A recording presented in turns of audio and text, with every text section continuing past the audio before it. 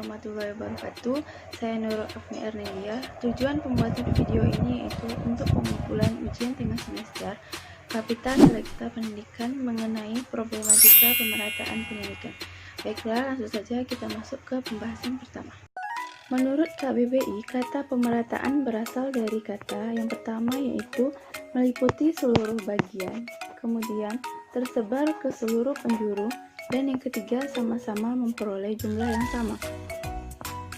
Pemerataan pendidikan yaitu suatu cara, proses, dan perbuatan melakukan pemerataan terhadap pelaksanaan pendidikan sehingga seluruh lapisan masyarakat dapat merasakan pelaksanaan pendidikan.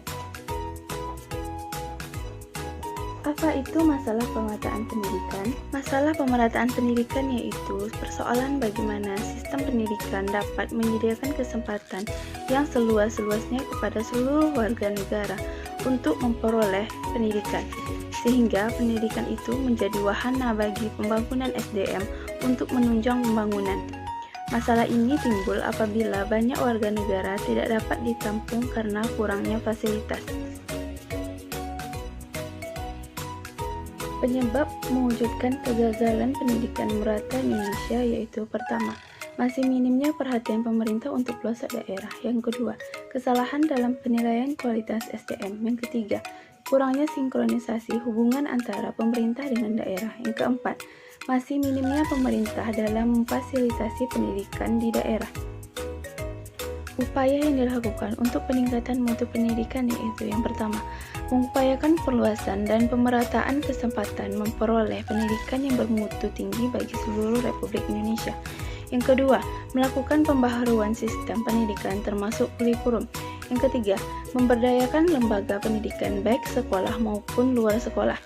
Yang keempat, mengembangkan kualitas SDM sedini mungkin secara terarah.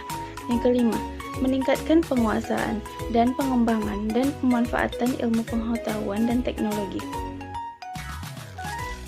Masalah pemerataan pendidikan timbul apabila masih banyaknya warga negara, khususnya anak usia sekolah, yang tidak dapat ditampung dalam sistem atau lembaga pendidikan karena kurangnya fasilitas pendidikan yang tersedia.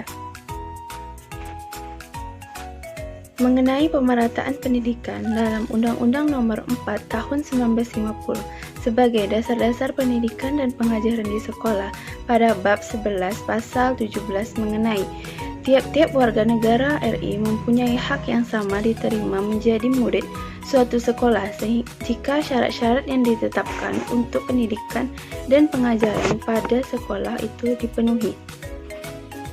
Masalah penyebab masih rendahnya kualitas pendidikan di Indonesia yaitu pertama, rendahnya sarana fisik. Yang kedua, masih rendahnya kualitas guru. Yang ketiga, rendahnya kesejahteraan guru. Yang keempat, rendahnya prestasi siswa. Yang kelima, rendahnya kesempatan pemerataan pendidikan. Yang keenam, rendahnya relevansi pendidikan dengan kebutuhan. Yang ketujuh, mahalnya biaya sekolah. Upaya-upaya pemerintah yang masih kurang berhasil yaitu pertama, upaya pemerintah dalam pendidikan tingkat SD sampai SMP tidak dipungut biaya. Buktinya, masih banyak sekolah-sekolah yang dalam pelaksanaan pendidikannya masih memungut biaya dengan alasan untuk menggaji pegawai karyawan. Yang kedua yaitu upaya pemerintah dalam meningkatkan sarana dan prasarana pendidikan di sekolah.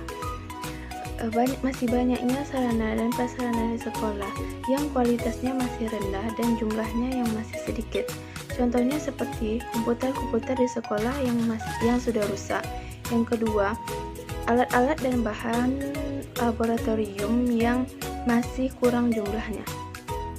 Yang ketiga yaitu upaya pemerintah regrouping atau penggabungan masih belum dilaksanakan dengan maksimal, sehingga pelaksanaannya masih dalam tahap percobaan dan masih belum dilaksanakan secara menyeluruh.